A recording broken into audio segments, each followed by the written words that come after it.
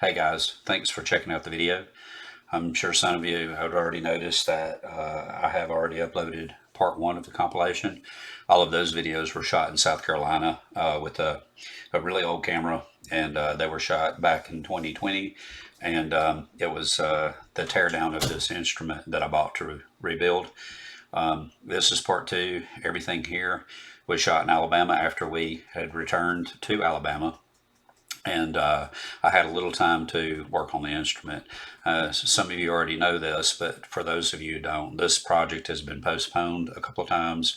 One was from the relocation from South Carolina to Alabama. The first 2.5 to 3 months were considerably time consuming. And even after we sold the house in South Carolina and we were in Alabama full time, I was driving back and forth 95 miles one way, and I was spending 12 to 15 hours a week in a car going back and forth, where we had problems finding a home in the area. And during that time, I also herniated a disc in my back. And this happened while we were preparing to build a workshop here on the property where our home is. So that ended up postponing everything till after I had surgery, and I'm fully recovered now. And we also have purchased 11 acres, 8 miles from our home, and we're preparing to build our workshop there. And in the meantime, I need to finish these projects, and I hope that you guys will like and subscribe and share these with other people. And also, please comment. Please, you know, offer suggestions, recommendations. This instrument's not finished, and there are some things that you can influence what I do to it. When I finish uploading this video today, I'm going to be filming with new cameras and new lighting, and I will be filming actual work, a lot of the work that, instead of just telling you about it after I've done it, much like how I did the G-code tutorial. And if you hadn't seen that, you should check it out. And also the Flying V restoration. You should check that out if you haven't seen it. So anyway, once this is done, I'm either going to raffle this guitar, or I'm going to auction it, or I'm going to have a drawing. So please like, subscribe, and share this video. And again, thanks for watching. Okay, so it's been a minute since the last video I did on this guitar. We have been moving and been too busy to actually work on it. I actually did do some work to it that I did not record removing the frets from the fretboard, but that's done. Sanding this radius back. Now it's 12 inches like it spec'd out. This piece right here, if you're wondering about that, is I'm putting a locking nut on it. So I have to glue a shim here, and then I have to resurface this for the nut. Otherwise it wouldn't be wide enough, and I'm not going to cut this down and shim it. But I don't want to weaken the neck and the head at that nut position. So I kind of would rather just glue a shim in there and resurface it like I did my Kelly. I've also sanded this some, and I have already done the shim work here. There was a lot of slop in this, and I think what I said is that it needed probably a 1/16 of an inch shim. And if you look, the neck, see, no more slop. And if you look, I'm about 1.5 millimeters off the body now.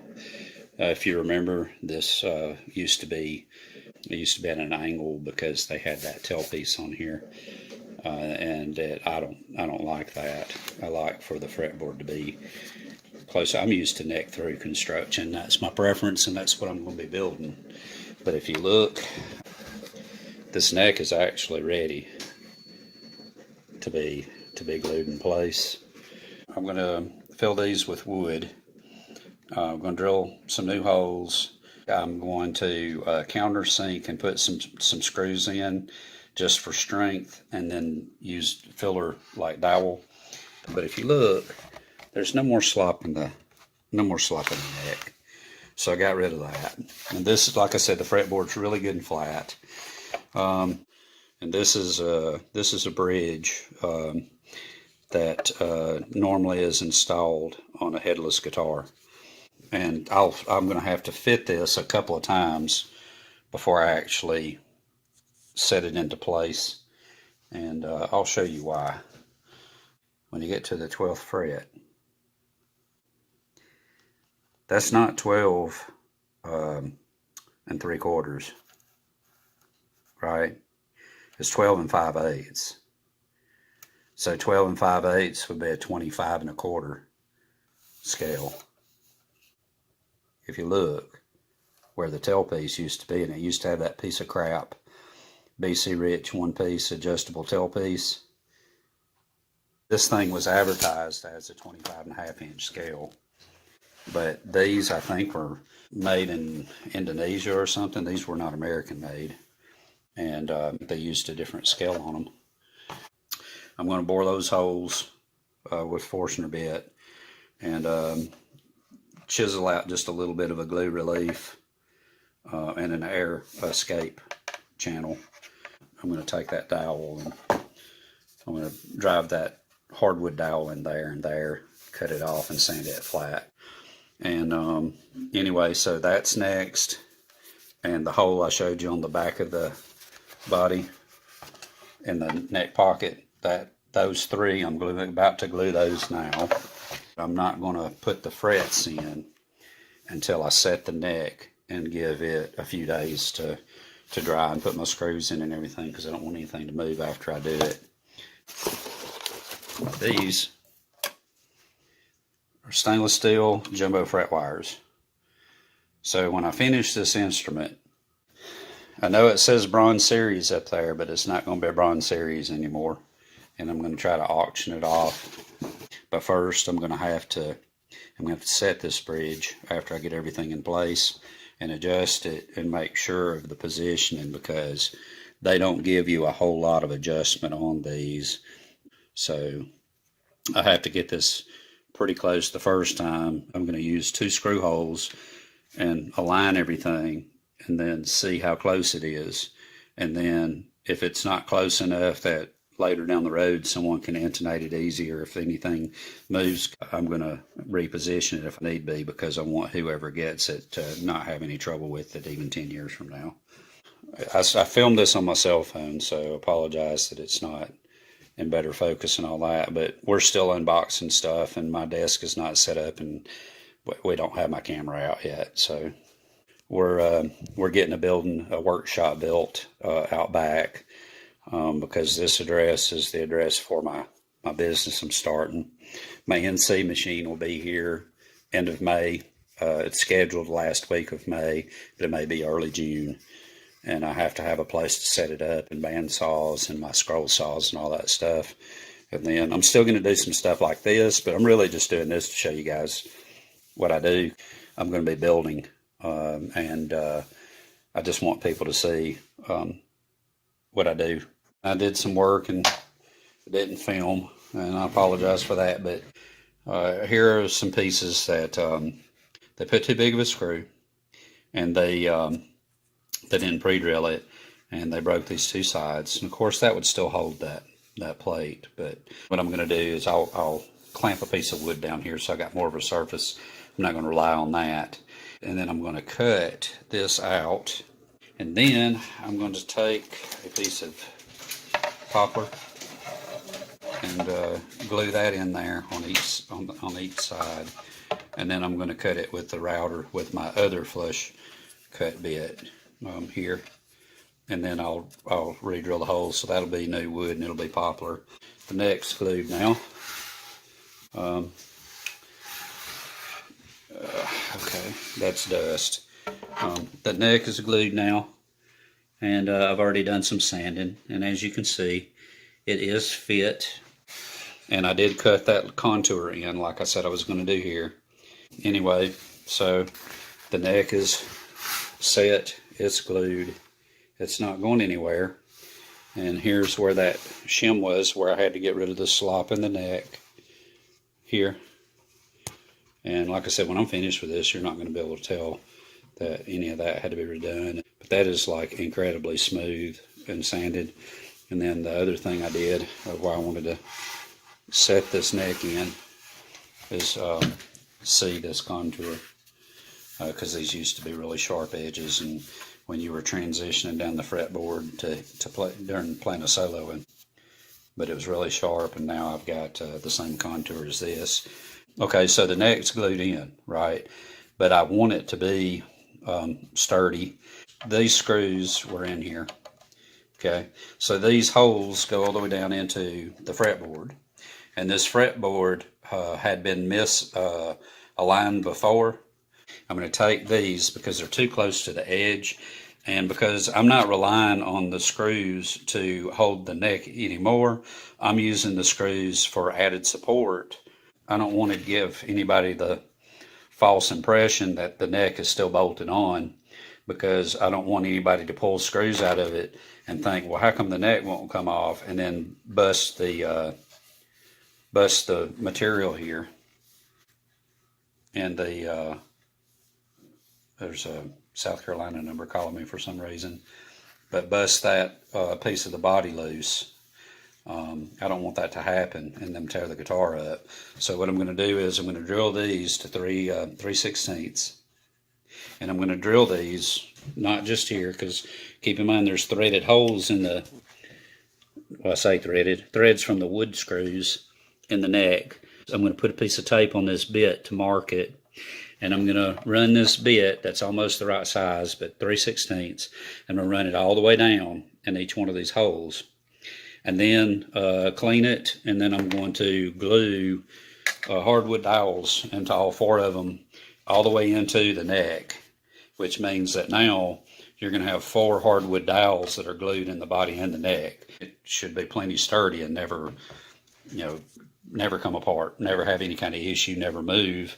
But just to be on the safe side, I'm going to take these holes once I fill them, and then I'm going in, because I need to get away from the edges of the fretboard and the edge of the body, and I'm going to go in and re-drill these holes closer to the middle of the fretboard, and I'm still going to put 4 screws, okay? But I'm going to counter bore with a Forstner bit, and once I tighten the screws up, right, then I'm going to glue another piece of dowel, and they'll only be inset like 1/4 of an inch, just enough to put dowel, and I'm going to glue the dowels. But when I glue those dowels, I'm going to put my small clamps on the dowels to keep them squeezed in where they won't move, and so they'll set up firmly against the screw head. But no matter what shrinks, what expands, that screw's never going to back out. It's never going to be able to. And that's going to give me 4 screws in here and 4 dowel pins that are into the neck to fill the voids where the old screws used to be, and this. And all this will be smooth, and then that way the new owner of it won't ever be tempted to try to pull the screws out and pop that neck out, because that neck's not going to come off. But anyway, that's what's going to be done on it here in a few minutes. So if you look, the screw holes are already in the neck, okay? And the neck is glued in, it's set, okay? And I drilled out where this already was missing material, and the neck already had some missing material. And in that area, it wasn't glued or bonded because there was a hole for the screws, right? I just drilled those big enough that now I'm going to get this rod, and I'm going to glue this rod in, and that rod is going to go all the way in, somewhere around 1/8 of an inch before the fretboard, and that should sturdy everything up. I just recorded that because I wanted whoever watched this that might be interested in the instrument to realize that these are not just plugging these holes in the body. These will actually be pinning the neck and the body. Okay, so we're out in my old office in my small building that's going to be being moved and replaced here pretty soon. We're just waiting on getting everything arranged to make it happen. Okay, I don't know what happened, but the last segment my phone spazzed out on me. Again, I don't have my camera in here. We did find it though. It's in the office. I'll use it probably from here on out. But anyway, that gouge is pretty deep, and And a lot of people might think, oh, well, you know, that's not bad. You know, just use, you know, the body filler or use some epoxy. Wood bonds to wood better. And tight bond is a really good adhesive if you fit the two pieces together correctly before gluing.